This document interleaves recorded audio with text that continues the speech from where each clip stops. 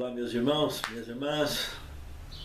É uma grande alegria revê-los através de mais um estudo da Palavra de Deus. Eu gostaria, antes de iniciarmos essas considerações, de convidá-los para uma palavra de oração. Santo Deus, muito obrigado, Senhor, pela nossa vida, pela nossa saúde e principalmente pela oportunidade e disposição que nos ofereces para que possamos abrir a Tua Palavra e poder estudar. Nos abençoe, nos conduzindo ao estudo, para que não só possamos compreender, mas termos condições de também vivenciar e transmitir àqueles que nos cercam. Santifica-nos, Senhor, na Tua Palavra, porque a Tua Palavra é a verdade. Te pedimos essas bênçãos agradecidos, em nome de Jesus. Amém, Senhor. Hoje a lição de número 8, o mar tempestuoso, as nuvens do céu. Aqui nós temos Daniel capítulo 7, verso 27, que diz o seguinte: o reino e o domínio e a majestade dos reinos debaixo de todo o céu será dado ao povo dos santos do Altíssimo, e o seu reinado será reino eterno, e todos os domínios o servirão e lhe obedecerão. Na realidade, esse texto aqui compreende a coluna dorsal escatológica desse tema. O principal foco escatológico está aqui, no domínio eterno do Senhor, no estabelecimento do reino eterno. Lá naquele estudo do capítulo 2 de Daniel, que nós vimos sobre a profecia da estátua, vimos que quando surgisse aquela pedra lançada assim, auxílio de mão, batendo no período então vivido pelos dedos da estátua, que são os nossos dias, essa pedra se tornaria um grande monte e cresceria grandemente. Esse é o mesmo reino também comentado aqui, do estabelecimento eterno, que se dará após a volta de Cristo a este mundo. É um domínio eterno e absoluto. O momento em que a régua será passada na história do grande conflito de uma vez por todas. Pecado e pecadores serão extirpados da existência e apenas estará compondo uma história de um passado muito distante. Como hoje compõe a história do início do pecado lá no céu. Sabemos que o pecado não começou aqui na terra. Tão distante quanto e muito mais será quando esse conflito foi encerrado com o estabelecimento do reino eterno de Deus aqui na terra. No segundo tema, os 4 animais. Na lição de hoje, nós estaremos mergulhando no capítulo 7 da obra de Deus escrita através do profeta Daniel. Na abertura do tema, nós percebemos o surgimento, então, de 4 grandes animais, dentre eles 3, todos imundos, evidentemente representando o mundo ímpio que passaria a governar sobre a face da terra, enquanto que, se tivesse sob o comando de Adão, sempre ele estaria representando um reino puro, representando o planeta Terra como ele fazia antes de ter caído. Mas depois que caiu, todos se tornaram pecadores, e qualquer governo sobre a face da terra sob o comando de pecadores estaria sendo representado então por animais imundos. Mas o interessante de observar é que na abertura desse tema, do capítulo 7, mostra ventos, tempestades agitando no grande mar. Esse grande mar também é outra curiosidade interessante, que Apocalipse capítulo 17, verso 15, diz que águas em profecia são povos, e mar representando então um governo mundial, realmente de expressão mundial sobre a face da terra. Esses governos seriam de expressões mundiais. Nós estaremos vendo isso com detalhes. Como eu citei Apocalipse 17, 15, mostrando que a chave de interpretação profética para água em profecia são povos, multidões, nações e língua, também no livro de Jeremias, no capítulo 25, do verso 31 ao 33, e também no capítulo 49, do verso 36 ao 37, nós temos a chave de interpretação para ventos em profecia, que são lutas, guerras. Então, esses animais que passamos a ver agora, de alguma maneira, surgiriam envolvidos com lutas para a tomada de poder e domínio sobre a face da terra.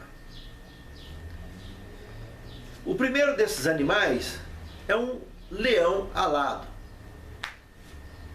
Vemos nas histórias antigas e também nos filmes antigos que leões alados está sempre representado nas pinturas, ilustrações antigas, achados arqueológicos antigos, também da antiga Babilônia. Uma qualificação muito apropriada. E quando a gente percebe as asas, que denota rápido desenvolvimento, rápido desempenho, vimos a glória com que Babilônia, que não era nada antes de Nabucodonosor, era um reino simples e comum como qualquer outro, nas mãos de Nabucodonosor foi uma velocidade enorme, a velocidade e a eficiência com que ela conquistou o mundo conhecido daquela época. Mas depois, quando nós vimos que esse leão foi colocado de pé, parecendo um homem, e as suas asas foram arrancadas, não dá para não encaixar o governo de Belsazar, neto de Nabucodonosor, que levou o reino à queda, passando o período de Babilônia para o próximo reino. Como também vimos em Daniel 2, representado pela cabeça de ouro da estátua, depois seria substituído pelo peito de prata da estátua, que aqui agora entra no urso, com 3 costelas na sua boca. E quando também fala do urso que apoiava mais sobre uma perna do que sobre a outra, mostrando que um desses 2 povos era mais forte que o outro. Veja que aqui tem várias curiosidades juntas dentro da história desse segundo reino. Em primeiro lugar, Lídia, Síria e Egito. Esses 3 é o consenso maior dos historiadores a respeito da conclusão dessa profecia, pelo fato que Babilônia ainda seria então conquistada quando Daniel teve essa visão. Não tem dúvida que Babilônia seria a próxima grande conquista do reino medo-persa, sem sombra de dúvida. Mas na profecia ainda estava no futuro isso. Então, se estava no futuro, o que deu sustentação para conquistar a Babilônia foi Lídia, Síria e Egito. Inclusive, a Lídia foi aonde, no 7º século a.C., que iniciou a cunhar moedas e começou o uso de moedas na face da terra. Era um reino neo-hitita muito despontado daqueles dias e foi conquistado pelos medos e persas. A questão do urso se apoiar mais de um lado que do outro, nós vimos 2 coisas. Primeiro, o urso, apoio, que é um animal que consegue ficar em pé como homem, de forma ereta. Então, 2 povos para ter a força e o padrão necessário para poder conquistar a Babilônia. Vimos nisso. Mas o fato de ela apoiar mais um do que no outro, porque um desses 2 era mais forte. Na realidade, os medos da antiguidade eram muito mais fortes do que os persas. Mas quando surge Ciro o Grande, ele empreende uma campanha militar grandiosa e conseguiu vencer os medos. E os medos se tornaram minoritários na questão de domínio. E aí sim, aqui na conquista de Babilônia, ele tinha mais estrutura e força do lado persa, do que do antigo Medo, que antigamente eram mais fortes. E o próximo animal, o leopardo, com 4 cabeças, também asas, rápido desempenho também, sem dúvida, representando o governo grego. Então passa no peito da estátua antiga, no período da prata, e agora estava entrando no período da cintura e pernas de bronze, lá da estátua. E aqui, na profecia dos animais, esse é leopardo. E por que eles com 4 cabeças? Porque após a morte de Alexandre o Grande, então representando a Grécia nesse terceiro reino, o reino seria dividido entre os seus 4 generais, Lisímaco, Cassandro, Silueca e Ptolomeu, onde o reino se tornaria esse reino dividido e, enfraquecido por isso, daria condição a surgir o 4º e último reino mencionado aqui nessa profecia do capítulo 7, como também é apontado o quarto reino lá da estátua de Daniel, capítulo 2, que seria o reino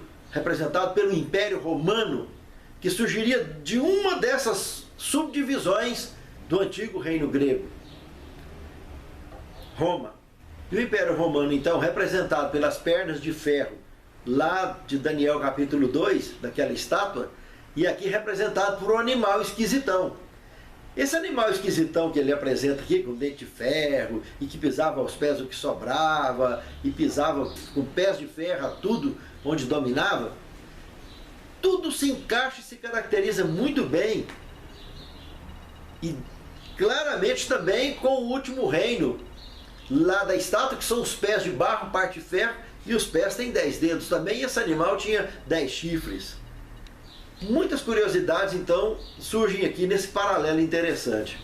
Primeiro, esse animal que não tem na fauna mundial, com essa característica de muita atrocidade, isso nos leva ao ano 168 a.C., na Batalha de Pydna, na Macedônia, quando o Império Romano derrubou a Grécia e assumiu o comando mundial, que se estenderia até o ano 476 da Era Cristã, quando os 10 povos bárbaros invadiria o Império Romano Ocidental, transformando-o na atual Europa, nos seus 10 principais países, a Europa dividida, tanto qualificado na profecia de Daniel 2, pelos dedos da estátua, como qualificado aqui pelos 10 chifres desse animal esquisitão que não tem na fauna mundial.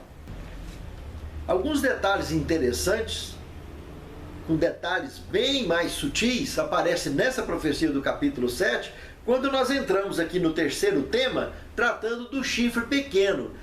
Aí no texto de Daniel, no capítulo 7, versos 7 e 8, como olhando para o versículo 19 até o versículo 25, nós vimos alguns detalhes que dão uma identidade ampla, de forma fantástica, sobre a qualificação e identificação desse detalhe do tema aqui da profecia. Não fica diferente relembrar os textos do livro do profeta Jeremias que eu citei, sobre ventos e profecia, guerras e lutas. Aqui também surgiu, meus irmãos, na profecia do capítulo 7, está dizendo que eram 10 chifres. E ele estava olhando isso quando 3 caíram. E no lugar desses 3, nasceu um pequenininho, uma ponta pequena, que tinha olho como olhos de gente e boca que falava grandiosamente. Lá na altura do verso 25, nós vimos que ele falava blasfêmias contra o Altíssimo. E lá no capítulo 13 do Apocalipse, no verso 1, no final do verso 1, está dizendo que esse animal, representado lá no Apocalipse então por uma besta, e que aqui também esse esquisitão era uma besta, olhando na mitologia, que não tem na fauna mundial. Então aqui era uma forma de governo que estava surgindo diferente. Vimos 4 formas de governo distintas surgindo aqui.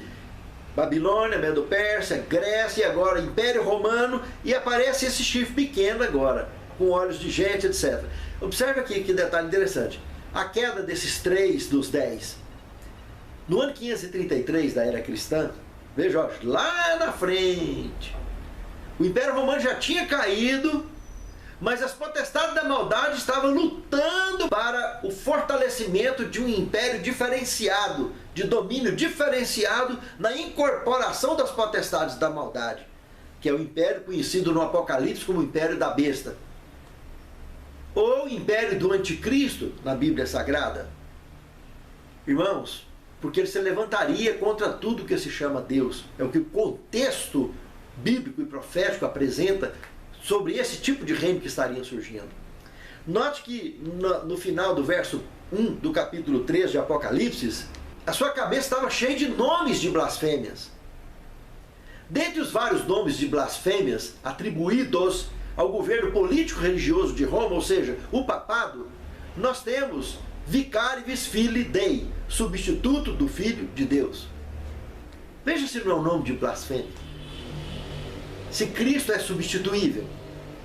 Então, dentre várias situações e doutrinas ensinadas, e principalmente a mesma idolatria arrastada por Jezabel no Antigo Testamento e Acabe, que também no livro do Apocalipse, quando entra no período da igreja de Tiatira, essa Jezabel aparece com esses qualificativos de perversidade, de promiscuidade, no contexto religioso, no qual também o período de Tiatira do Apocalipse é identificado.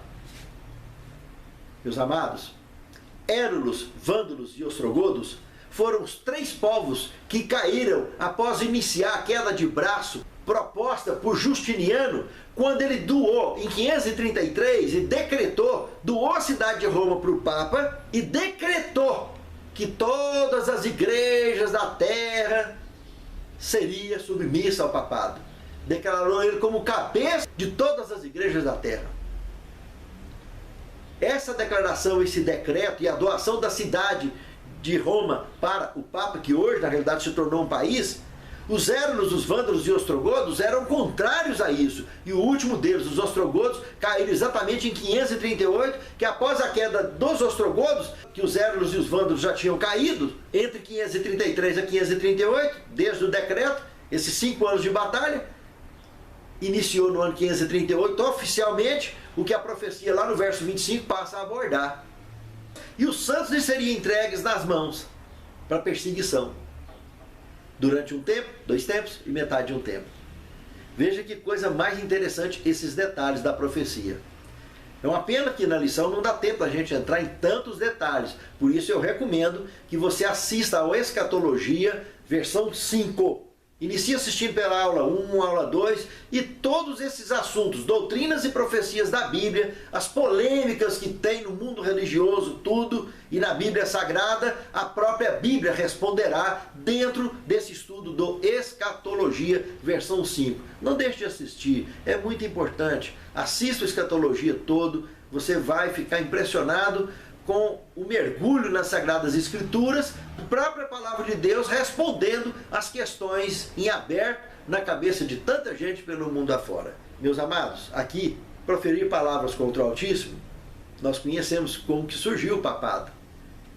No ano 538 estava começando a supremacia papal e foi desencadeada uma guerra contra os protestantes, aqueles que protestavam contra as heresias enfiadas goela abaixo na igreja naqueles dias. E já vinha arrastando desde Constantino, que por sinal cumpre aqui então, estaria cumprindo a profecia de Daniel 7,25, o quesito que fala da lei de Deus, que eles cuidariam mudar não só o calendário, que é os tempos, mas a lei de Deus. E todos sabem, todos conhecem sobre as mudanças que nós tivemos na história do calendário, como também da lei de Deus, trocando o sábado para domingo de festa de guarda, eliminando o segundo mandamento, que fala de imagem de escultura, dividindo o último em 2 mandamentos, quais eles? Êxodo capítulo 20, verso 3 ao 17. São os mandamentos da lei de Deus, conforme escrito pelo dedo de Deus em tábua de pedra naquela época. E já existiam pergaminhos naquela época. Por que estava sendo escrito em tábuas de pedra? Que imutáveis. Para registrar esse absurdo, essa mudança na história da igreja, foi baseado primeiro na condição blasfema dele se achar Deus e achar que pode substituir a Cristo. Tanto que lá em 2 Tessalonicenses, capítulo 2, do verso 1 ao verso 12, trata sobre o surgimento do anticristo. Que ele, no verso 4, inclusive, fala que ele se sentaria na casa de Deus, querendo parecer Deus, mas levanta-se contra tudo o que é de Deus. Mas esse indivíduo, especificamente, lá na altura do verso 8, fala que ele será revelado e ele vai ser fulminado pelo assopro da boca do Senhor. E no verso 12 ele tem uma advertência para todos os que gostam de se demorar na mentira ou sendo enganado, continuar sendo enganado, vivendo dentro dessa Babilônia religiosa, dessa baderna religiosa, que é a operação do erro, que quando Deus estiver terminando a obra de pregação do Evangelho sobre a face da terra, estiver para encerrar a história do planeta, ele vai enviar a operação do erro, para que as pessoas acreditem na mentira e se sustentem na mentira, para estar definitivamente justificado quando cair a primeira praga, o lugar que ele estaria totalmente escolhido, que é do lado da mentira. Vai tirar todo mundo de cima do muro. Essa turminha que gosta de ficar em cima do muro vai descer. Desça agora. E deixa do lado certo, do lado da verdade. Não desça do lado da mentira não, que a coisa complica. Porque quem descer do lado da mentira vai ser fulminado junto com o anticristo. Será revelado o iníquo a que o Senhor desfará pelo assopro de sua boca, pelo resplendor de sua vida, que está muito perto. E a última coisa apontada aqui que ele faria, que é destruir os santos do Altíssimo, nos leva para o final do verso 25, a expressão: e os santos serão entregues nas mãos durante um tempo, 2 tempos e metade de um tempo. Aí nós temos um tempo, um ano de 360 dias, 2 tempos, o dobro, 720, e meio tempo, 180. Somando os 3, chegamos a 1260 dias. Mas nesse caso, que é uma profecia simbólica, então se aplica Ezequiel capítulo 4, verso 6, nós temos, ao invés de 1260 dias, temos 1260 anos. E aí chegamos então naquela data que eu comentei, quando os ostrogodos caíram, que iniciou o período oficial da supremacia papal sobre a face da terra, e a famosa Guerra Santa registrada na história, que praticaria uma carnificina sem precedentes. Com certeza, se juntar o que morreu nessas 2 guerras mundiais que já conhecemos, a de 1914 e a Segunda Guerra Mundial, na década de 40, barbaridade. Se juntar tudo que morreu de gente nessas 2 guerras, com certeza absoluta não chega na quantidade de gente que morreu aqui. Só lá na França tem até ossário lá, muralha, feito de crânio e de osso de pessoas exterminadas durante esse período sangrento. Os litorais franceses ficaram lotados porque os cemitérios não cabia mais gente. E os corpos eram jogados nos litorais. É vergonhoso essa história escrita com sangue na história do nosso planeta, aonde as potestades da maldade, sob o comando desse poder representado aqui por esse animal esquisitão, que lá no Apocalipse também, essa ponta pequena é o ponto máximo desse animal esquisitão, né? É o ponto sangrento dele, que então conhecido por besta, ou chifre pequeno aqui nessa profecia, que também no Apocalipse é mencionado na altura do capítulo 12, verso 6 e verso 14. O verso 6 fala de 1260 dias e o verso 14 fala de um tempo, 2 tempos e metade de um tempo, como o profeta Daniel. Lá no capítulo 13 também, no verso 4, como no capítulo 11, o verso 2, fala de 42 meses. 42 meses vezes 30 dias também dá 1260. Então veja, meus amados, a Bíblia Sagrada, João, que viveu praticamente 600 anos depois de Daniel, falou mesmo que Daniel já tinha falado aqui há tantos anos atrás. E a linguagem bate exato. Se você pegar 1798, que foi o ano em que, em 22 de fevereiro, o general Berthier, amante de Napoleão Bonaparte, saiu lá da França, foi lá na Itália, aprisionou o Papa Pio VI, levando-o para a cidade de Valência, aonde ele morreu ali no exílio. Desde essa época, se você pegar 1798 e deduzir de 538, que foi quando começou, você vai chegar exatamente a 1260 anos dessa vergonhosa mancha na história do planeta Terra.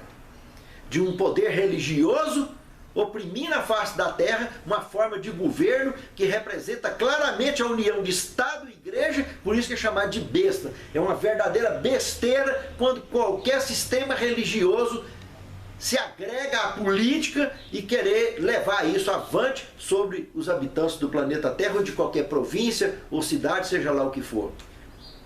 Na ótica bíblica, o poder político é isolado do poder religioso. São assuntos que correm distintos e um respeitando o outro. Misturou os dois é besteira, dá encrenca na certa. O mesmo poder na mão de um só homem. Porque o pecador não tem, já está provado que nós como seres pecadores não temos condições de absorver esses dois poderes ao mesmo tempo. Por isso, o reino de Deus será estabelecido no futuro próximo. E isso que nós conhecemos como política, que lamentavelmente na sua maioria tem sido uma verdadeira história de corrupção e nojo, que causa realmente desarranjo só de pensar na atitude de pessoas egoístas. Imagine quando isso é também contaminado dentro do sistema religioso, que já enfrenta tanto problema diante do pecado que tem sobre a face da terra. Imagina misturar essas duas coisas, que encrenca, que tamanho que vira, que a Bíblia chega a qualificar como besta ou besteira, fazer tal tipo de coisa. Então tá aí. E no Apocalipse, inclusive, eu quero lembrar que tem 3 bestas. Lá no Escatologia você vai ter detalhes sobre isso. Tem 22 páginas do grande conflito, inclusive comentando sobre a besta do abismo, mencionada em Apocalipse, capítulo 11, verso 7. E no grande conflito, 22 páginas, que trata sobre esse assunto. Que é da página 263 à página 285. Está mencionada aí na tela. Eu disse isso porque, infelizmente, tem muitas pessoas, muitos estudiosos, que perderam de vista essa segunda besta do Apocalipse, a besta do abismo. E quando vai falar em profecia, aí começa a virar uma confusão danada dentro da Bíblia e fora, porque não identificaram, não conhecem mais a segunda besta. As bestas são a besta do mar, Apocalipse 13:1, Apocalipse 11:7, a besta do abismo, e Apocalipse 13:11, a besta que sobe da terra. As 3. O papado, o governo francês, durante o período da Inquisição, e a terceira e última, o governo protestante americano. Então, não tem para onde virar. E se descartar essa segunda besta do Apocalipse, não vai dar conta de interpretar Apocalipse 17 de forma alguma. Aí vai cair naquela esparrela de ficar com especulações de que são papas, que não sei mais o que, etc. Um monte de confusão. E vai ficar perdido, mais que barato em galinheiro, tentando explicar com a sucessão de papas e não sei mais o que, e que são mortais, que já teve tantos, e não dá nada com nada, e não tem o menor fundamento bíblico ou teológico. Agora, se tiver as 3 bestas do Apocalipse, teremos uma compreensão plena, não só de Apocalipse 17, mas de todo o quadro profético da Bíblia Sagrada relacionada com o tema. Pense nisso, amado irmão. Pense nisso, amado irmão. O tribunal se assentou, o 4º tema.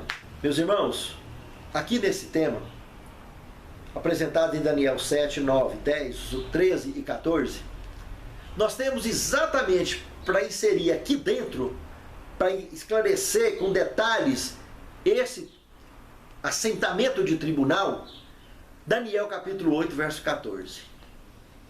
E até 2.300 tardes e manhãs e o santuário será purificado. Está intimamente relacionado com isso aqui. Essa perseguição que teria de 538 ao ano de 1798, do povo do Altíssimo sendo perseguido, isso estaria sendo contabilizado no céu. E encaixado com outros períodos proféticos também, apocalípticos e escatológicos, e que para maiores detalhes, que no tempo da lição não temos, é ir lá no Escatologia 5, e nós estaremos entendendo melhor com o tempo, aula por aula, sobre esse tema. Mas a purificação do santuário, então, relacionado com esse rio de fogo que vem, que purifica tudo, da visão do profeta Daniel, o ancião de dias que aqui aparece, que é o filho do homem, né? Então mencionado aqui no 5º tema. Lá para Gênesis capítulo 6, verso 1 e 2, quando os filhos de Deus viram que as filhas dos homens eram formosas, tomaram para si mulheres de todas as que encontraram. Filhos de Deus, filhos dos homens. A face da terra estava coberta nos dias do dilúvio por filhos de Deus e filhos dos homens. Quem eram os filhos de Deus? Quem eram os filhos dos homens? Descendentes de Caim, filhos dos homens, descendentes de Adão via Sete, filhos de Deus. Houve uma mistura. Noé e seus filhos, como filhos de Deus, se casaram com as filhas dos homens. E toda a população da terra havia feito isso naquela época, mas a família especificamente de Noé, que entrou na arca, eram pessoas que se destacavam então do resto do planeta, tanto que só eles foram salvos, os demais foram destruídos. Cristo surge lá no Novo Testamento, Marcos 13, 26, Marcos capítulo 8, verso 20, capítulo 9, verso 6, Lucas 9, 26 e 12 e 8, aqui nesses textos ele está se qualificando como filho do homem, como em diversos textos também ele se qualifica como filho de Deus. Não tem a menor sombra de dúvida. Há mais de 2000 anos depois, e comenta como temos em Marcos 13, 26, ele atribuindo a si o qualificativo de filho do homem, como em outros textos ele se atribui como filho de Deus, ele tanto ele se identificava como filho de Deus como filho do homem. E o 6º tema, os santos do Altíssimo. A raça eleita comentada por Pedro. Daniel capítulo 7, verso 18, 21, 22, 25 e 27. Aqui nós temos esses santos do Altíssimo na profecia sendo perseguidos, sendo pisoteados por um sistema bíblico representado em Apocalipse como besta. E aqui em Daniel 7, como esse animal esquisitão. A ponta pequena desse animal que perseguiria.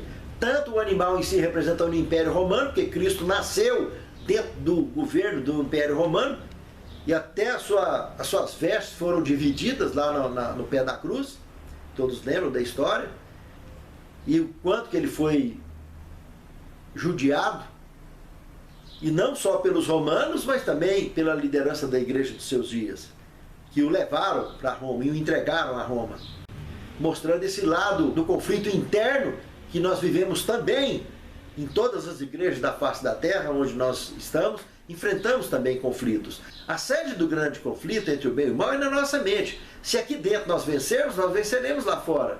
Por isso que Cristo diz que o reino de Deus está dentro de nós. Quem vencer, evidentemente, o grande conflito dentro de si, também vai ser vitorioso lá fora. Mas por isso é muito interessante deixar Cristo lutar por nós. Ele já venceu. E se nós permitirmos que Ele assuma o comando de nossas vidas, nós seremos vitoriosos, sem sombra de dúvida. Mas aqui na profecia, os santos do Altíssimo seriam perseguidos durante 1260 anos. E assim foi. E foram vitoriosos, porque a igreja sobreviveu, apesar da carnificina durante esse longo período profético conhecido na Idade Média como Guerra Santa ou Guerra das Cruzadas. E aqui em Marcos capítulo 14, verso 62, ele aponta o dedo na cara do sumo sacerdote Caifás e confirma a profecia de Daniel 12, 2. E não só ele, mas João também, lá em Apocalipse 1, 7, confirma essa mesma profecia também, de Daniel 12, 2. Daniel 12, 2 fala que uns levantarão para vergonha e desprezo eterno e outros para a morte eterna. Nada mais, nada menos do que a ressurreição parcial, comentada por Daniel, confirmada por Cristo e confirmada por João também, do Apocalipse. Por que esse qualificativo filho do homem? Porque às vezes ele chamava filho de Deus. Filho de Deus é a origem legítima dele. Mas ele deixou as suas vestes reais no céu e revestiu-se da condição humana e se tornou como um de nós. Morreu. Aí ele se chamou filho do homem, mas um filho do homem perfeito, que não cometeu pecado. O segundo Adão, que resgataria que o primeiro Adão perdeu. Então esse segundo Adão, ele ressuscita porque ele não tinha pecado, então ele morreu a morte eterna, como diz Apocalipse 1:5, e ressuscita, vive a vida eterna. Recupera, resgata, e resgata a nós com o seu sangue, por ele justamente não ter tido pecado e ofereceu um sacrifício perfeito. Aí o Filho do Homem provou que tem como um Filho do Homem se tornar filho de Deus. Pedro identifica isso como raça eleita. Pedro disse que nós somos raça eleita. O que diferencia raça eleita de raça caída? Simplesmente a conversão.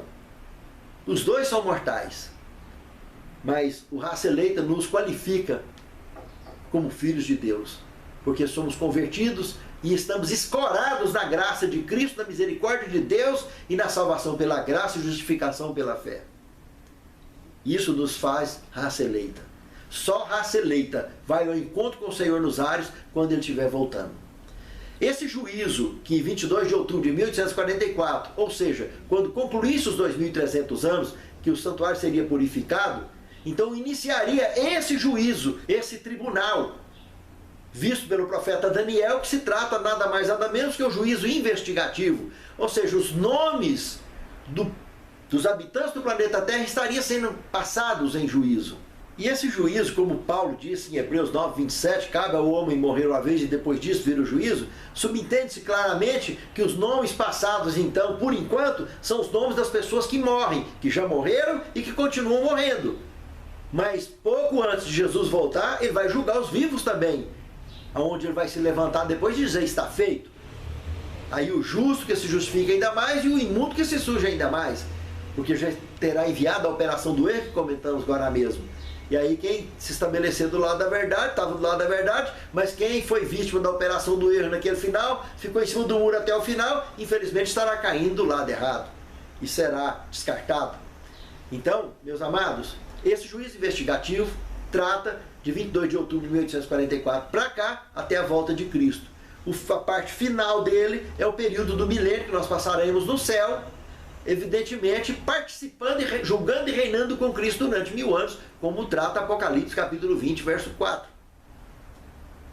E a execução dessa sentença plena, a execução desse juízo, quando a cidade santa descer, que for cercada, como nós vimos lá no verso 7 ao verso 10 do capítulo 20 de Apocalipse, aonde Deus passará a régua na história deste planeta. E lembra que Daniel, lá no capítulo 2, fala daquela pedra que lançou e se vai crescendo, crescendo, se tornando um grande monte? Pois é, João também fala que lá nesse nosso planeta futuro não vai ter mais sol. Por quê? Porque o Cordeiro é a sua lâmpada. Esse planetinha que hoje é insignificante, não é nada, mas que é o lugar onde Cristo veio resgatar os que caíram um dia, esse planetinha vai ser deslocado do seu eixo e todos os reinos do universo passarão a girar em torno dele. Ele será o maior planeta do universo. Pense, meus amados, que coisa mais linda. Aonde nós estamos e com quem nós estamos. Glória a Deus, né? Coisa linda. 7º tema, se o Senhor é por nós, quem será contra nós? Tem um texto de Profetas e Reis, página 586 e 587, que diz o seguinte: o homem não pode, em sua própria força, enfrentar as acusações do inimigo. Com suas vestes manchadas de pecado e em confissão de culpa, ele está perante Deus. Mas Jesus, nosso advogado, apresenta uma eficaz alegação em favor de todo aquele que, pelo arrependimento e fé, confiou a guarda de seu coração a ele. Cristo defende sua causa e, mediante os poderosos argumentos do Calvário, derrota seu acusador. Meus amados, Satanás é caído, ele é vencido. As potestades da maldade estão vencidas, o mal está vencido. Só falta nós cumprirmos com a nossa parte do trato, que é a missão que Deus tem confiado a cada um de nós, e se dispôs com o seu sangue, a sua graça e o seu poder em nosso favor, para que nós possamos ser vitoriosos em nossa missão. E a nossa missão é muito simples. Simplesmente vivermos como raça eleita e pregarmos a todo povo, tribo e língua no mundo ao nosso redor.